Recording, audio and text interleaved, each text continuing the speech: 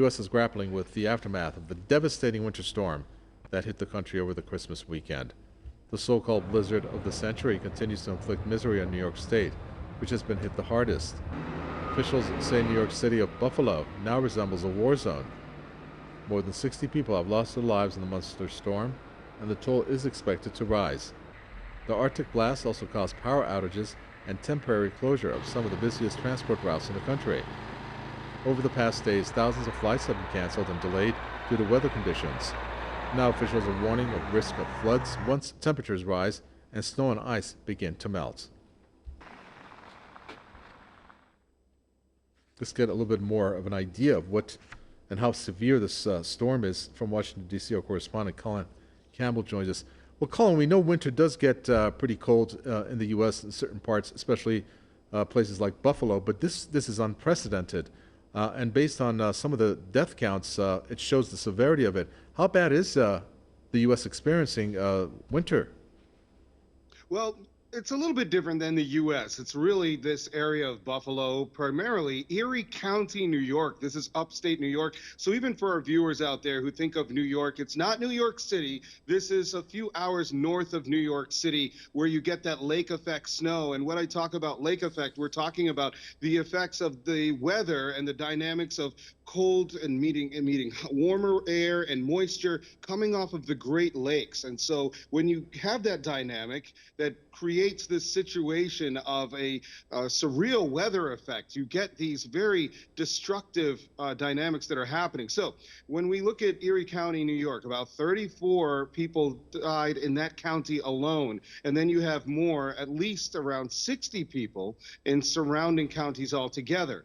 And so these temperatures, like you said before, were unprecedented in parts of the country. We saw this happening in the west of the U.S. We saw this happening in the Midwest and the northern part of the Midwest. Usually those states and counties that are affected by weather coming from the northern part of North America, coming from Canada, and those affected by the Great Lakes.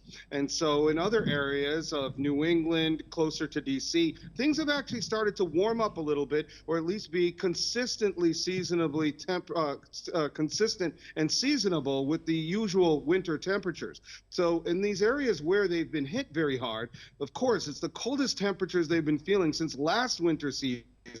And sometimes the temperatures, at least in Fahrenheit, would plummet dozens of degrees within minutes. So yes, it is unprecedented, and that's why you saw a lot of people who were caught off guard. Some people were found in their cars, others found outside in the snow trying to shovel it because of the vast amounts of snow that were covering up the roads, covering up sidewalks.